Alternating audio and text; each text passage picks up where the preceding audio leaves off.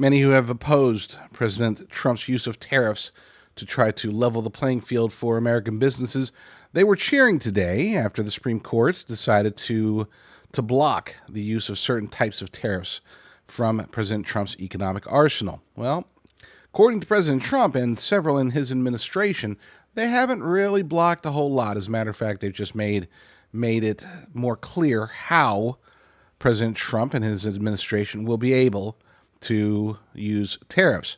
Then you've got Zohran Mamdani, who I don't know how he was able to do it, but in less than 2 months, he has become maybe the least popular politician in New York City history. And that's saying a lot. If you know anything about New York City politicians, to hit rock bottom after less than 2 months, wow. Talk about an accomplishment. Kudos to Zohran Mamdani for being that awful. We'll be talking about that and more, including an interview with the great Ira Bershadsky on today's episode of The J.D. Rucker Show. Yeah, so the Supreme Court shot down some of President Trump's tariffs today in a 6-3 decision that included, of course, we knew the four leftists, well, the three leftists plus John Roberts, who usually votes with the leftists. But they also got Coney Barrett and Gorsuch to side with them. So it was a 6-3 ruling against President Trump and his tariffs. It sucks, especially considering that kudos to Neil Kavanaugh for joining the originalists, of course, Justices Thomas and Alito. But it was unfortunate that we had to see this just from a PR perspective. Thankfully, President Trump came out and he was prepared for it, and most of us were. Anybody who's been paying attention, reading the tea leaves, they were listening to the questions that were being asked, listening to the responses from the justices when they were talking about tariffs last month. Was it last month or the month before? I think it was last month. And it seemed pretty clear that they were going to. I knew that Amy Coney Barrett was going to go side with them. The question was, which would have been enough already, but the only question was whether or not they would also get Gorsuch, and his quote-unquote swing vote went to the left. With that said, not all is lost. As a matter of fact, according to President Trump, we might be in better shape now from a tariff position than we were before, because they did, as a result of shutting down the tariffs, they did inadvertently open the door for other aspects of his trade relationship powers to be more solidified and clear. And now he just has to find other ways to impose his tariffs, which they were ready for it. It seems as if they were expecting it just like we were. Watch. The Supreme Court's ruling on tariffs is deeply disappointing, and I'm ashamed of certain members of the court, absolutely ashamed, for not having the courage to do what's right for our country. I'd like to thank and congratulate Justices Thomas, Alito, and Kavanaugh for their strength and wisdom and love of our country, which is right now very proud of those justices. When you read the dissenting opinions, there's no way that anyone can argue against them. There's no way. Foreign countries that have been ripping us off for years are ecstatic. They're so happy. And they're dancing in the streets, but they won't be dancing for long, that I can assure you. The Democrats on the court are thrilled, but they will automatically vote no. They're an automatic no, just like in Congress. They're an automatic no.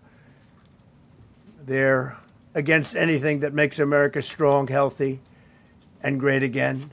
They also are a, frankly, disgrace to our nation, those justices. They're an automatic no matter how good a case you have. It's a no. But you can't knock their loyalty. It's one thing you can do with some of our people. Others think they're being politically correct, which has happened before far too often with certain members of this court, and it's happened so often with this court. What a shame. Having to do with voting in particular, when in fact they're just being fools and lapdogs for the rhinos and the radical left Democrats, and not that this should have anything at all to do with it. They're very unpatriotic and disloyal to our Constitution. It's my opinion that the court has been swayed by foreign interests and a political movement that is far smaller than people would ever think. It's a small movement. I won by millions of votes. We won in a landslide. With all the cheating that went on, there was a lot of it, but we still won in a landslide. Too big to rig. But these people are obnoxious, ignorant, and loud. They're very loud. And I think certain justices are afraid of that. They don't want to do the right thing. They're afraid of it. Good stuff there. Good stuff there. Let's go to the article about this over at Breitbart.com. Trump imposes 10% global tariff after Supreme Court struck down emergency powers tariffs. President Donald Trump announced he is imposing a 10% global tariff on top of tariffs already in place after the Supreme Court struck down his duties imposed under the International Emergency Economic Powers Act. AIPA. Trump's announcement came during a press conference the White House scheduled on short notice. That doesn't mean that they weren't prepared. It just means they didn't know when the decision would come down. It did come down, and then they launched. The notice after the 6-3 ruling against the IEEPA tariffs, in which Chief Justice John Roberts, Justice Neil Gorsuch, and Justice Amy Coney Barrett sided with the liberal judges to rule against the president, and we already played that video.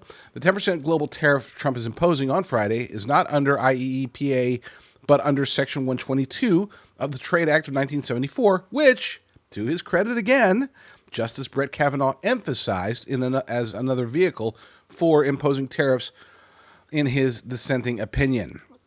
Effective immediately, all tariffs, you heard what he said. Said some good stuff there. Section 122 empowers the president to address large and serious balance of payment deficits through import surcharges of up to 15%. So he didn't even use his full power there. He went with 10%. Along with the Section 122, Kavanaugh pointed to Sections 201 and 301 of the Trade Act of 1974, as well as Section 232 of the Trade Expansion Act of 1962 and Section 338 of the Tariff Act of 1930 as pathways for future tariffs. In other words, Kavanaugh didn't just vote as part of the dissenting side against stopping the tariffs. He said, hey, it's wrong. We're going to lose this one. But guess what? Here are other ways that you can still get around it. In other words, he helped out quite a bit. Now, would the administration have needed that help? Probably not. But it sure is a good sign to hear it from a Supreme Court justice, because once the president starts imposing these other tariffs, you can guarantee there will be lawsuits already prepared to say, nope, he can't do that. Nope, he can't do that. And you can guarantee there's going to be some woke activist judges out there that are going to say, nope, you're right. He can't do that. And some of those may head up to the Supreme Court by offering his dissenting view and by highlighting specific ways that President Trump will be able to impose his tariffs. He's basically signaling to not just the world, but more importantly to the rest of the Supreme Court that, hey, this is a pathway that works. This is legal. This is constitutional. And here's how he will do it. Trump also expressed that he is ashamed of certain members of the court, and of course, two of the three that he brought to the court ruled against him, which is unfortunate.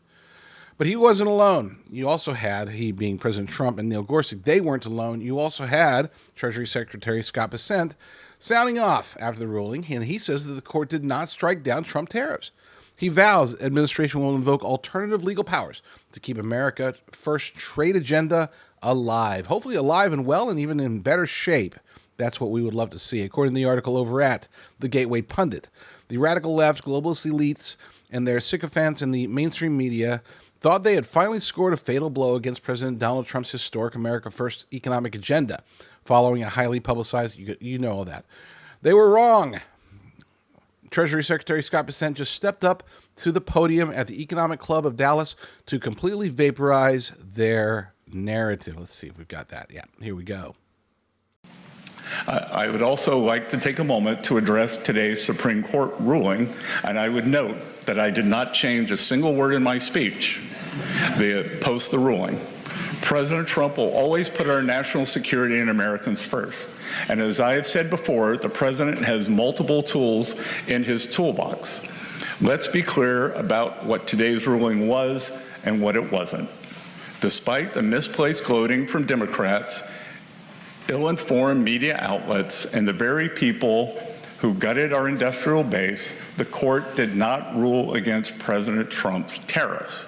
6 justices simply ruled that IEEPA authorities cannot be used to raise even $1 of revenue. This administration will invoke alternative legal authorities to replace the IEEPA tariffs.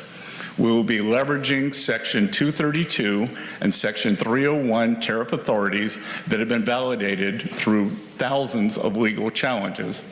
Treasury's estimates show that the use of Section 122 authority, combined with potentially enhanced Section 232 and Section 301 tariffs, will result in virtually unchanged tariff revenue in 2026. All right, so what does all that mean?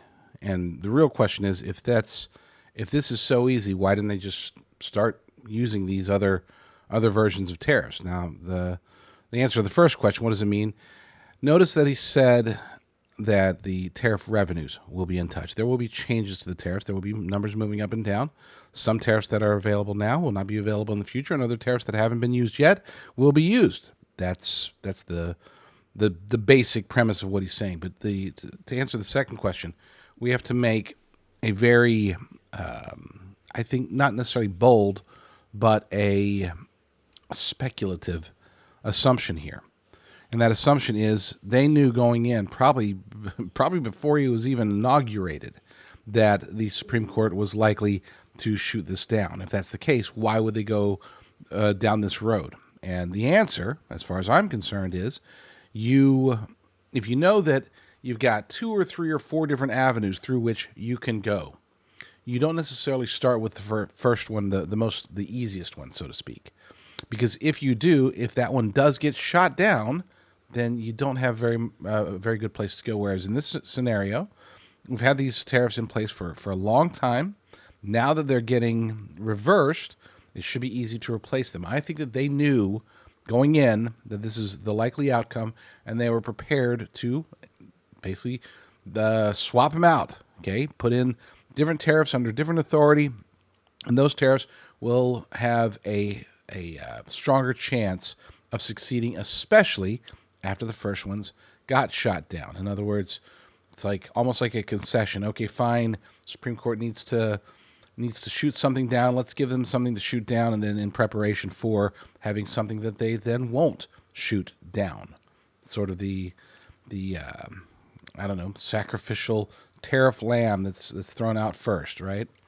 Well, again, not based upon any knowledge of, nobody's said any of this, but my speculation is that that's what the strategy was, is, and will continue to be.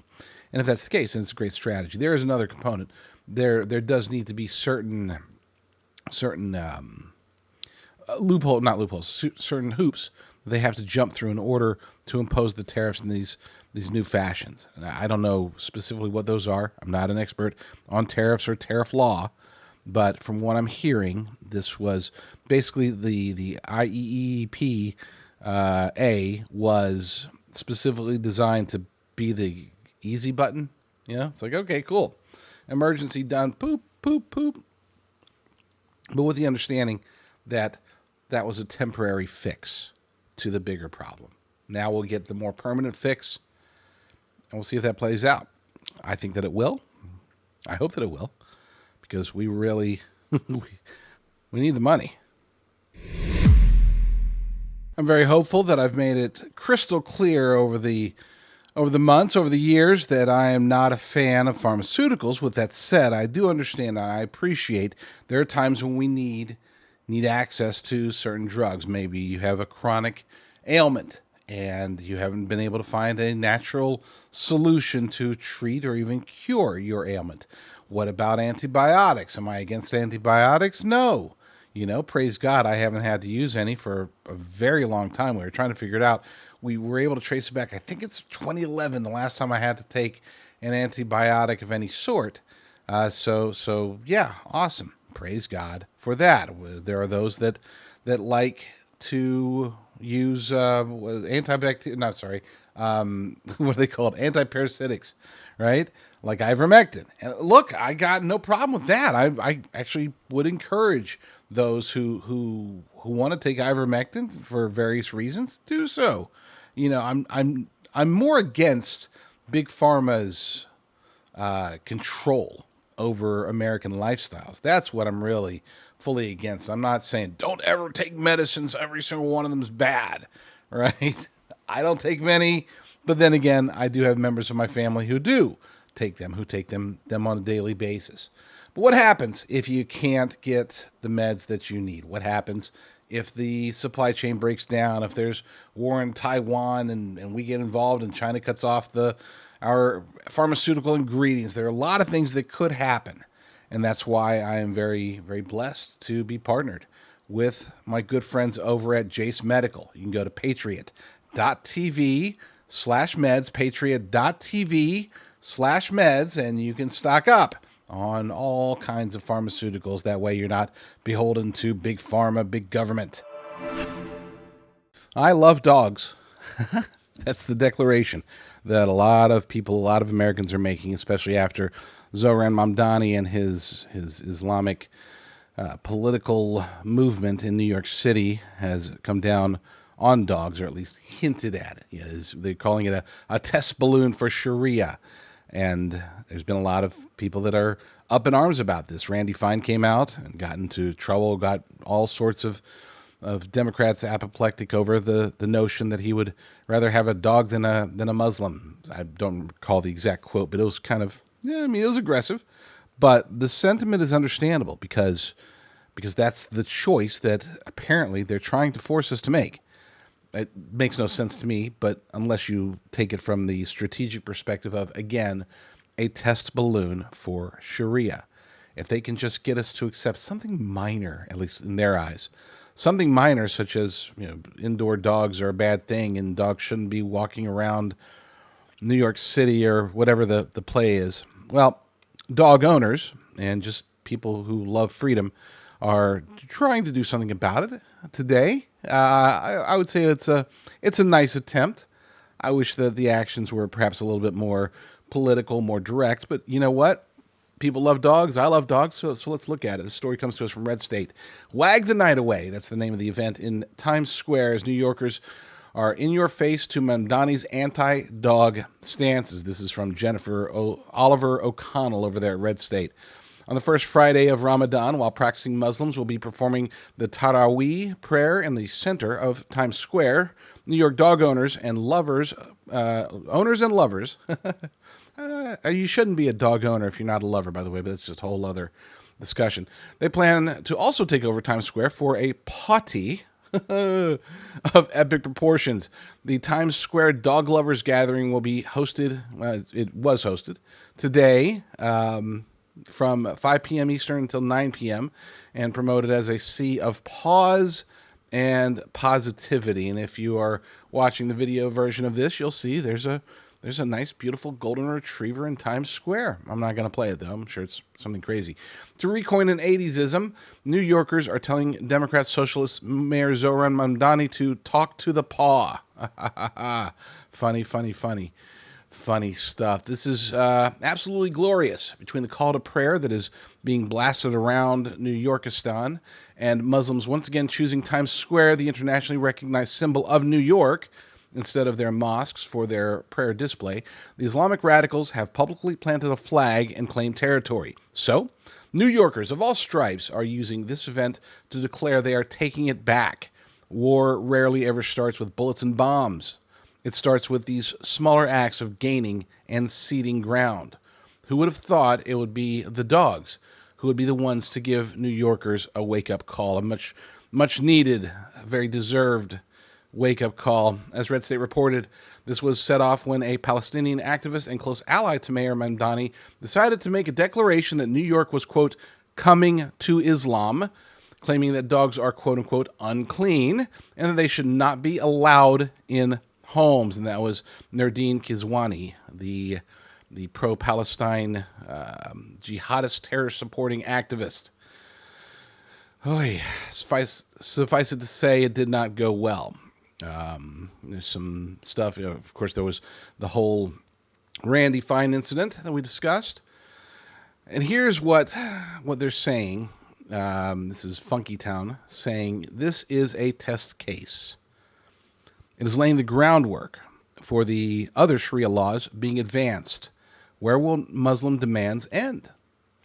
We'll keep our dogs, beer, and bacon, and if Muslims don't like it, they can leave. Or they can just mind their own business. Look, I want to be clear. I'm not like anti-Muslim. It's like, oh, there's a lot of people out there. We need to deport all Muslims. Look, there's a lot of Muslims that were born in the United States of America. They're American citizens. We still have freedom of religion. If they want to practice their religion, that's great. Just don't try to impose it. Don't ever try to impose it through the legal system. Don't try to win these elections and suddenly, make New York City outlaw dogs because of Sharia law. That is un-American. That is illegal. That's against the Constitution of the United States.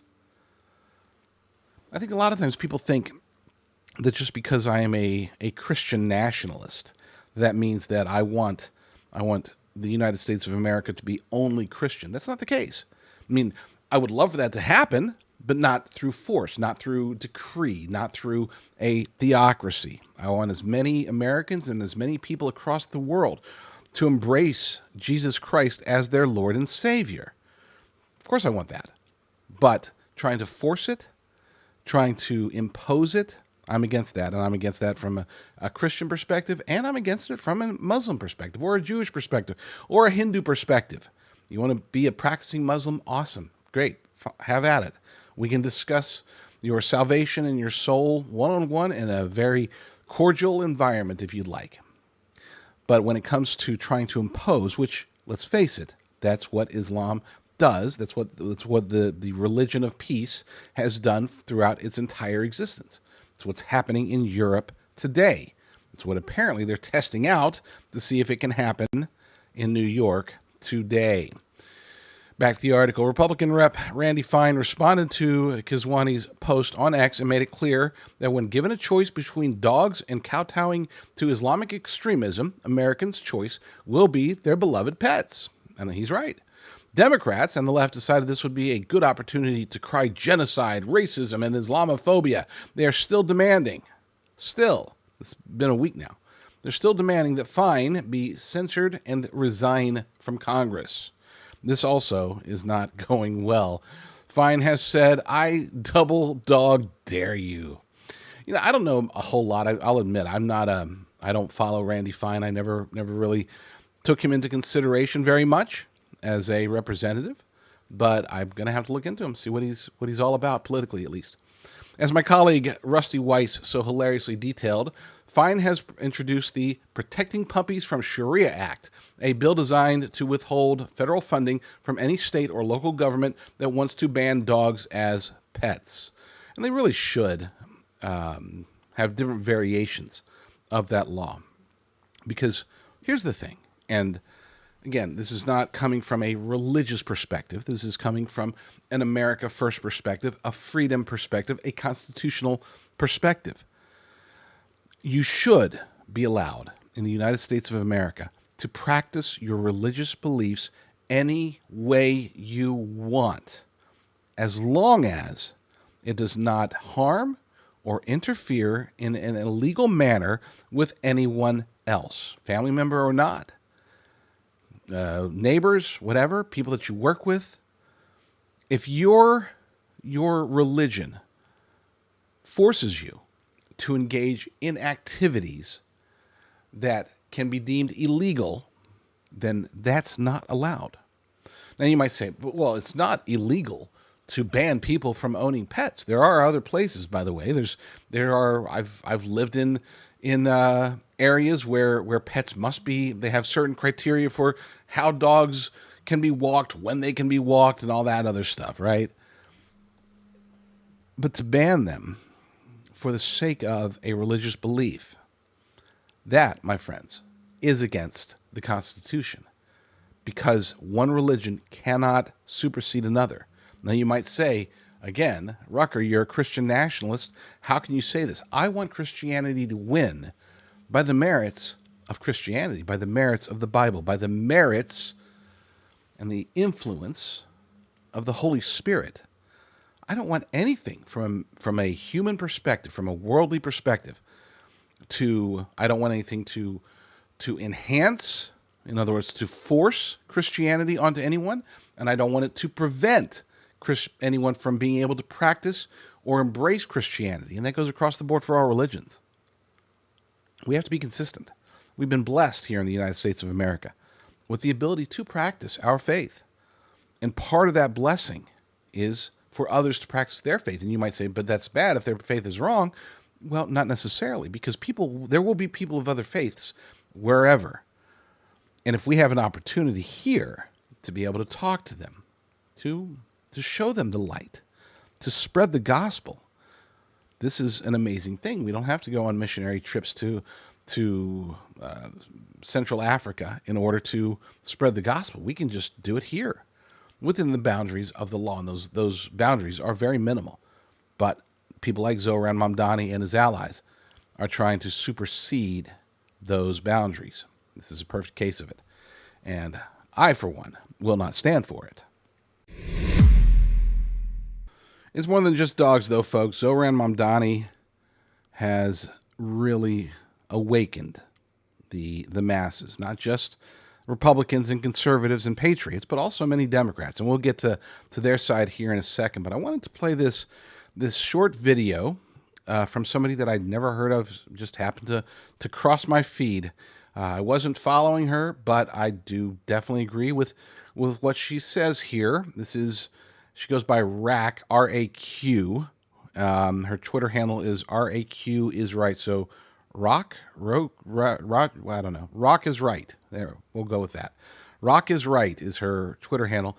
And she says it exactly how it should be said. Are you a Democratic girly pop located in the middle of New York City? Did you vote for Zohran? Well, if so, you're a fucking idiot. Girl, what have you done?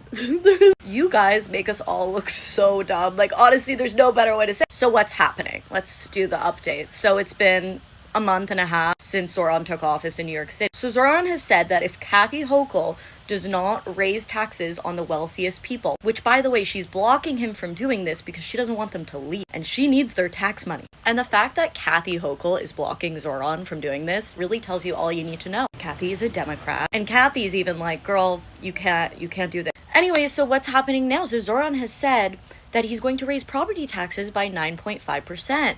if Kathy doesn't comply. So, if Kathy gives into this, it's appeasement. It's literally appeasement. You guys are saying like, oh, Trump is a terrorist. Trump is very... Well, Zohran's like, if you don't do this, I'm going to raise taxes on the middle class. And then you know what happens, by the way? Your rent goes up. Yeah, it does. It means you'll never be able to afford a home. That's what that means. Anyways, so I hope you guys are enjoying it. I hope you guys are glad with what you voted for. And this is, like I said, like a month and a half in.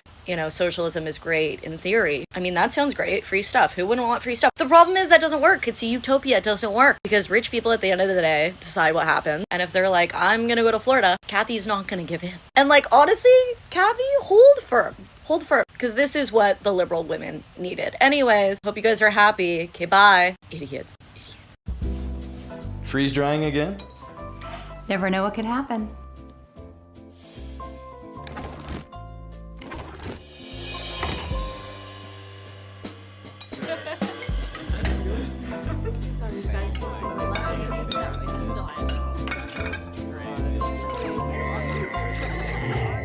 Whatever the future may bring, dinner can be certain. Visit patriot.tv/harvest today. I'm sure the vast majority of you in my audience are not surprised that Zohran Mamdani is proving to be a total failure, just an absolute debacle as mayor of New York City. The only surprising part is how quickly the people of New York City are reacting. These are the people that, generally speaking, and I used to live in New York, generally speaking, they're not very fast at admitting mistakes. We'll put it like that. But they are. The buyer's remorse that's being expressed publicly right now in New York City is telling. And it's so bad that you will find a lot of people, even in the media, cannot ignore it. They are talking about it, and they are concerned.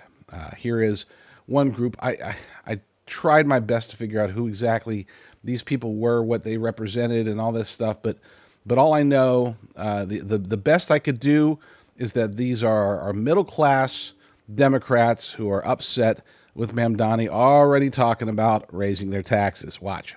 The mayor, with the greatest respects, in every campaign speech, in every debate where you engage, we opened our ears to listen. Now today, accept the words echoing from us now. Do your job as mayor and leave our taxes out. Giving only two options. You're saying if we don't tax the rich, then I gotta increase property taxes. We are not a pawn in Southeast Queens. We are not part of your negotiation tactics. Zohran Mamdani, you are out your goddamn mind. What's got them so riled up that they're out there organizing full-blown protests less than 2 full months after Mamdani was sworn in? Well, of course, he's not getting his way. He's not getting the wealth tax that he wants from the states, so he's going to take it out on the people. Why not, right? He's mayor. He's going to do what he was always planning on doing from the beginning. What we would rather do is ensure that they remain as they are so that the city can be on firm financial footing. However, in order to get to this point of closing the gap on both this fiscal year and the next fiscal year, we are forced to raid the rainy day fund, the retiree health benefits trust reserve, and to increase property taxes across these other years. So let's stop and think about that. We're talking about New York City. So the average property tax across America, we'll use rough numbers. We'll say approximately $3,000 a year, right? Well, in New York, it's actually more than double that. It's over $6,000 a year on average for property taxes in New York State. But in New York City, it's actually almost double that. It's over $12,000 on average currently. Now, Mamdani wants to increase that. He wants to get more money from people, punish them for taking the American dream of home ownership and fulfilling that dream. Why is that the case? Why? Don't even get me started on the evil of property tax to begin with. Okay, we'll talk about that some other day. But for him to want to take property tax that's already so astronomically high and increase that even more to well over $1,000 per month for New Yorkers, most of whom are currently struggling just to keep up. Yeah, they always say that it's become a very tired cliche that, elections have consequences. I'm so sick of hearing it. Except I'm not, because it's true. Tariffs are the big news of the day, but they weren't the only news. There's plenty happening in the economy that we need to discuss. And to discuss that, we're bringing on my good friend, my longtime friend, and the guy that I turn to when I have any questions about the economy, about gold, about the stock market, about pretty much anything that has to do with money. Ira Brashatsky. He is the managing member and founder of Advisor Metals, and we are super blessed to have him joining us today. Ira, how are you doing? Let's start there, and then we'll get to the economy. A lot going on, JD. So I'm happy to discuss it. ask away. No, let's start with the tariffs. So they were struck down Friday morning by the Supreme Court 6-3 decision. Lots of reactions, lots of things happening. Go ahead and break it down for us. What do you see as the current, the trajectory, and how it'll affect you and me and everybody listening? The interesting part of it was you'd think it would be 6-3, all the conservatives and the liberals on the side, but actually it was a mix. You had 3 and 3 of each. You had 6 of the. You had three Democrats and 3 liberals and 3 conservatives making the six majority. I guess that's the best way to put it. So the broad-based tariffs, when I say broad-based, meaning that Trump could do whatever he wants, was shut down by the Supreme Court. But they did not say anything about the refunds. How do the refunds happen? And Brett Kavanaugh in his rebuttal, his dissent said, that's got to go down to the lower courts, and we're going to see what happens. So he does have the ability to do more, I'll call it individual country tariffs. I think Section 301, I think that's the number. But there's a few more hurdles to use that. So it'll be interesting to see about the refunds. And Schumer, of course, was all excited. This is great for the consumer. And a few days ago, the Kevin Hassett, I think his National Economic Council, said that the Fed in New York had their report that came out that said the tariffs went through to the consumer, and that's what the New York Fed said. And Kevin has said that's the worst report I've ever seen in all my years, he said. So it's kind of a, to use that trader expression, a mixed bag. So we'll have to see how it goes. Well, mixed bags are always a challenge, regardless of which direction they're going. Always a challenge when it comes to individual finances. A lot of times the various markets respond, I wouldn't necessarily say against the news, but respond accordingly with the news. Now, we've seen the immediate reactions to this news coming through in the stock market, in Bitcoin, in gold, and in silver. But there were other factors when it comes to GDP and other reports that also dropped today that are being overshadowed by the tariffs. But why don't you bring us up to speed on what else has been happening this morning?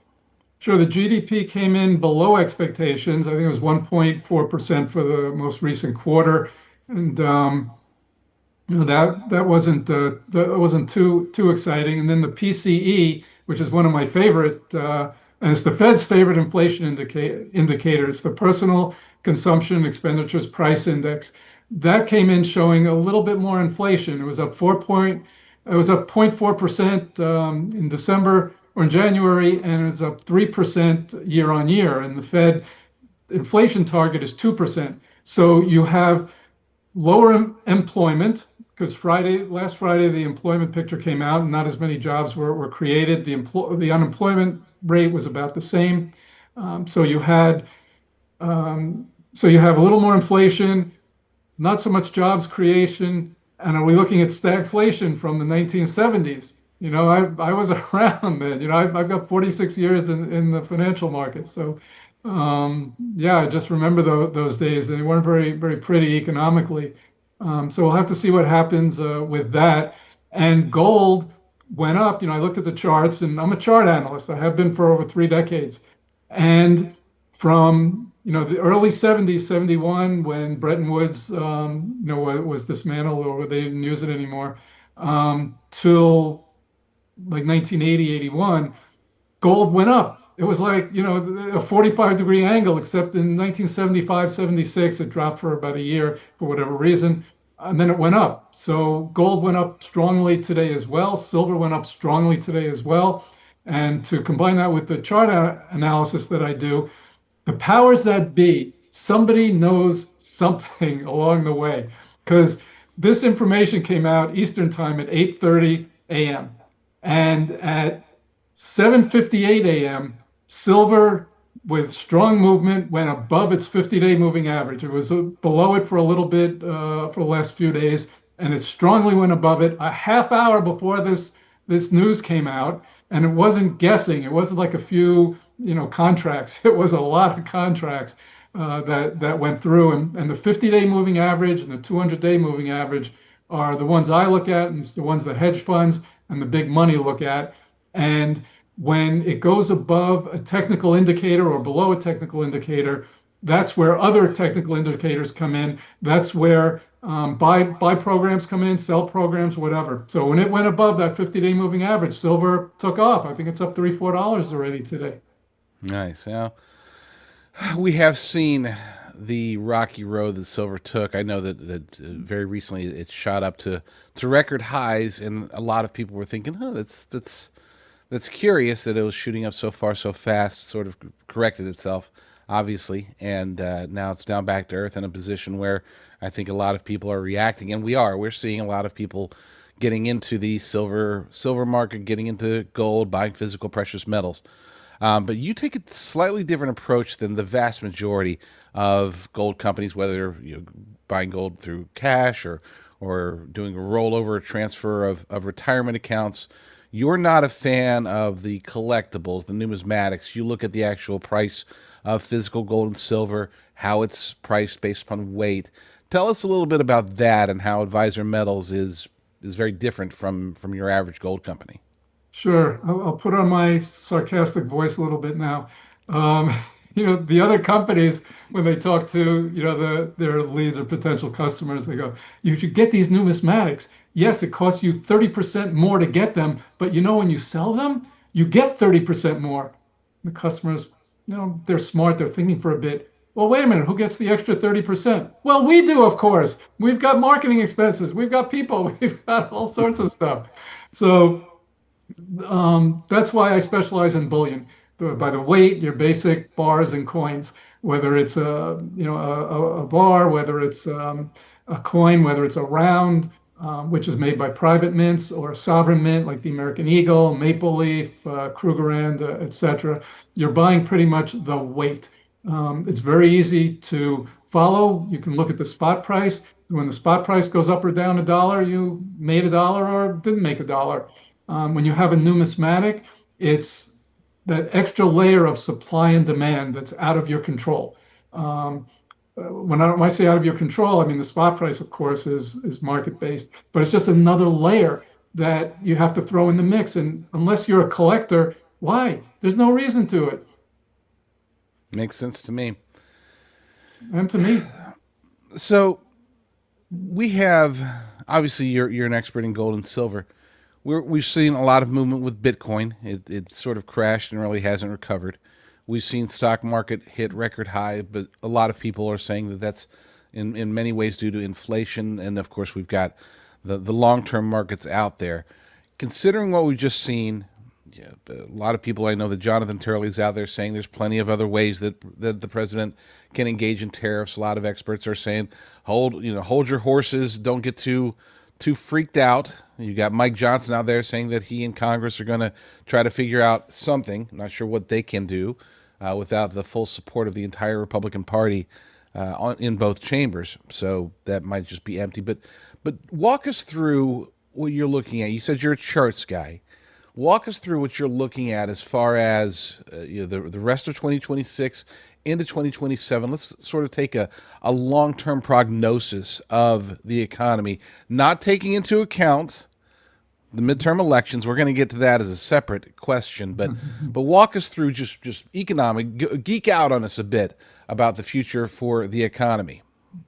The economy is very, very good because with the big, beautiful bill from last summer, the tax rates were lowered, and people, April 15th is the tax deadline. Most people will file by then, and they're going to see their refunds are bigger than they have been in the past. In fact, I think there was a news story, a headline the other day that said the refunds were 10.9% higher than they were, I think, last year.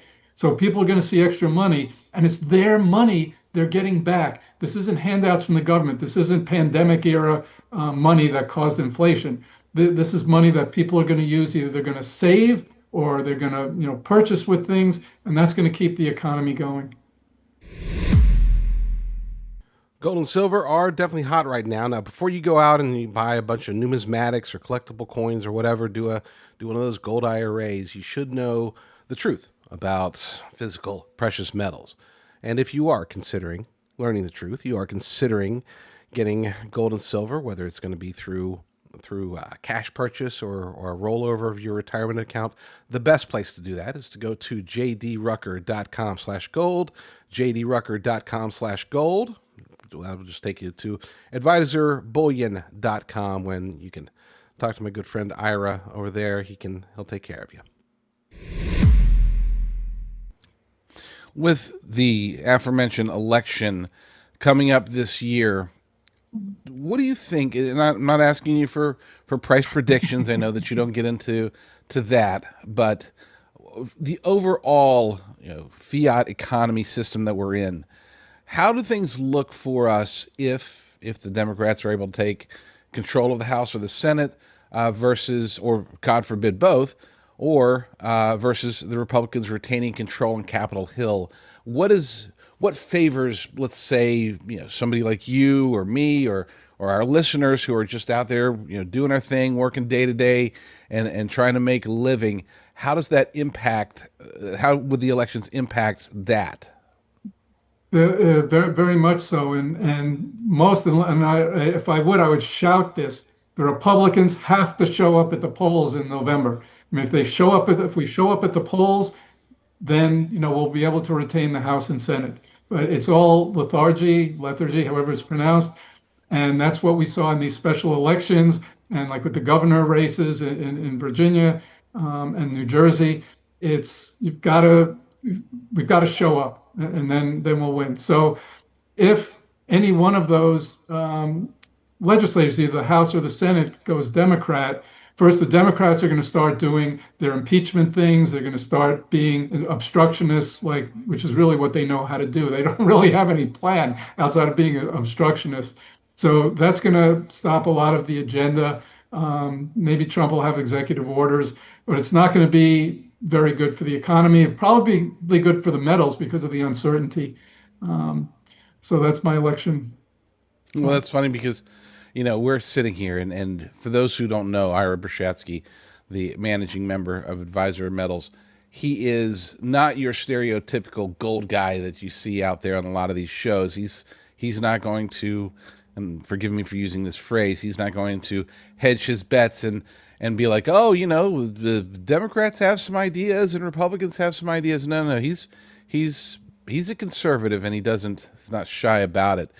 Tell us, you've been around in the political world for quite a while, not just the economic world. And as such, you have strong perspectives on the personalities behind it. Forget about the policies for a second. The personalities behind it, such as President Trump. We've seen some strong personalities on the left trying to rise up, like Gavin Newsom, and out here in California. Look forward, if you would, to the prospects. Who do you like? Okay, great. Trump is in there. He's doing what we want him to do. He's fighting against the uniparty swamp and trying to do everything he can to make America great again. But he's got, 2.5 more years? What happens afterwards? Who do you like in 2028? I know I'm putting you on the spot. We didn't discuss this ahead of time, but throw out some names. Who are you liking in the 2028 election for the Republican Party? Vance and Rubio, however they do it. If Rubio's on top and Vance second, Vance on top, Rubio second, that's a formidable ticket that can't be beat. Those are my two favorites. Yeah, they and both of them seem to be very much aligned with the continuation, because I believe that's what we're looking for. We don't want somebody to come in and shake up the Republican Party. That's already happening right now. We want somebody who's going to take that shake up and continue down the same basic path, perhaps with their own strengths adding to it. So I'm a big fan of both. It's funny because both of them have been on my enemies list in the past, and both of them have since fully redeemed themselves. So I like your picks there. One last question before we start, before we end, but I do want to allow you the opportunity to talk to us about Advisor Metals, to tell us how it got started. Take your time. I'll get to my last question, but go ahead and tell us about your company and tell us why people should reach out to you. Well, as I mentioned, I've got 46 years of experience in the markets, and I was an institutional equities trader for over 3 decades.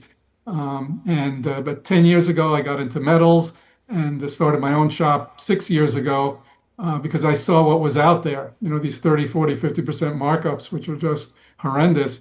And I'm registered with the Commodity Futures Trading Commission, the CFTC. I have my Series 3 license. As far as I know, the only person in this retail physical precious metals business that has that, and I've had that since 1991. I've had it over 3 decades. And that old Hebrew National commercial, I have to answer to an even higher authority. So, if there's an issue or something, I know with these other firms, the customer, if they're aggrieved or whatever, goes to state attorney general, wherever they are. With me, they go right to the feds if anything happens. So the feds, they're going to jump on these things right away. But everything's wonderful. All I get is praise, and it's just great. So that's why I started it and how I approach my customers, and get, like I said, a lot of praise, a lot of referrals, and it's just wonderful. And as you mentioned early on, there are 2 ways to purchase physical precious metals. One's what we call the cash buy. That's where I only accept wired funds. So wired funds come in, we do the transaction. I work with a wholesaler like everybody else does, and then the metals are shipped out to you, usually by FedEx. If it's a small order, sometimes Postal Service. You get the tracking number, you get an itemized transaction summary from me, and I'm available to you can reach me after hours, which people like. Sometimes on a Saturday with these other firms, they're closed. I'm available. And so the other way, because there are two ways to purchase metals, the other is, as JD mentioned, you can roll over all or part of an eligible retirement account, such as an IRA, 403B, 401k, TSP. I do a lot of that kind of business, and that process is also relatively simple. You work with your current custodian, you set up a new custodian. I work with a couple of them, set up a self-directed IRA account. The metals are, I mean, the funds go from your current custodian to the new custodian, and then the metals are purchased, and then they have to be stored at a third-party depository by IRS rules. The custodians I work with 3 or 4 of them. It's all flat fee. I don't get any of that. It just goes to them, to the custodian and the depository. It's real easy. The depositories are insured for $1 billion by Lloyd's of London. And these depositories, JP Morgan stores metals there, and a bunch of others as well. So that's pretty much the outline of the process, and I'm available, for more detail, and glad to work with people. Perfect. And people can reach out to you by going to advisorbullion.com. My last question for you, Ira, is this. We are obviously, you, me, vast majority of my audience, we do believe that things are heading in as good of a direction as they can, thanks to President Trump, thanks to some extent to the Republican control of Congress, though they are still, the congressional GOP is still feckless and seems to be unwilling to do what it takes to really make changes, but at least they're trying to get some things done, all right? But let's be real here. You and I and many others are still very concerned about the future, not just the financial future. I've been talking to people about stockpiling food. I've been talking to people about stockpiling ammunition. I've been talking, not me, I don't need any more. Got plenty. But people have been asking me about how things are looking, and is there, number one, is there an exit ramp? Right? Like can we get off of this negative trajectory at any point in the future? And then number two, if we can't, if 2030, 2028, 2030, all these various milestones from the globalist elite cabal start actually happening, they asked me what I would recommend. Now I'm asking you this perspective, not necessarily as from an expertise perspective, because we already know what your expertise is in. But just a couple of guys talking, I'm asking you for advice. What are some things that you throw out to people if they ever ask you, hey, what else can I do? Should I move to Montana? Should I start a garden? Should I whatever? I don't know. Just throw us out some IRA survival tips for the future. Well, do what you mentioned, as far as stockpiling those things. Definitely buy metals for diversification. Show up at the polls. The Republicans, you have to show up. Those are that was answering on-ramp and off-ramp. That's pretty much what I tell people. If you really can't stand like the Californias that we're having difficulty with, you and I, move to a low-tax state, and there are more states that are looking to eliminate their state income tax. I know Florida is, and there was another state looking to do that as well. So look to do that if you're able to move, and if you want to move. Me, I need to be near an ocean. So I'm kind of, not stuck in that way, but I'm limited as to where I can go. But really, you have to look at your own personal circumstances and see what works for you. Nice. Ira Brashatsky from Advisor Metals. You can check him out and speak to him directly by going to advisorbullion.com. Ira, thank you so much for coming on the show today. Thank you, JD. Always a pleasure. I do love talking to Ira. It's not just that he's knowledgeable, it's that he's direct and honest. There's a reason that I work with him and only him when it comes to physical precious metals. In the past, I've worked with multiple gold companies, okay? And I've always had challenges getting straight answers about numismatics, about markups, about this, that, or the other. Don't get me wrong. The companies that I've recommended before are, we'll call them the best of the bad. I don't know how else to put it. There were companies out there that had recruited me, and I just turned them away because they didn't do anything good. I was able to find a handful of companies, 3 or 4, over the last half decade that I thought were at least more honorable than the others. With IRA, with advisorbullion.com, it's not a question. I have no doubts. I mean, he is literally the guy that I would send my friends, my close friends, my family. He's the guy that I would go to if I ever get a batch of $2,000, $3,000, $5,000 that I could just go spend on gold and silver, 100,000, whatever, $1 million, doesn't matter. I don't think there's a limit.